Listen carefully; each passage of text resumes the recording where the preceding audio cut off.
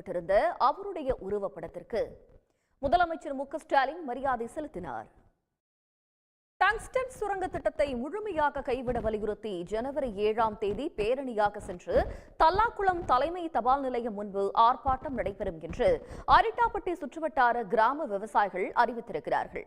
மதுரை மாவட்டம் மேலூர் அருகே அரிட்டாப்பட்டி, எட்டிமங்கலம் வன்னியர்களுக்கான 15 விழுக்காடு உள் இடஒதுக்கீடு வழங்கினால் அடுத்த தேர்தலில் திமுகவுக்கு நிபந்தனையற்ற ஆதரவு அளிப்பதாக பாமக தலைவர் அன்புமணி ராமதாஸ் கூறியுள்ளார். இதுகுறித்து கருத்து தெரிவித்த மார்க்சிஸ்ட் கம்யூனிஸ்ட் மாநில செயலாளர் கே. பாலகிருஷ்ணன், பாமகவின் ஆதரவு இல்லாமலேயே திமுக கூட்டணி ஆட்சி அமைத்திருப்பதாக பதிலடி கொடுத்திருக்கிறார். செய்திகளில் தொடர்வது சிறிய இடைவேளை. சாதிவாரி கணக்கெடுப்பு நடத்த வேண்டும் என ஒன்றிய அரசை கேட்க தைரியம் உள்ளதா என்று பாமக தலைவர் அன்புமணி ராமதாஸ்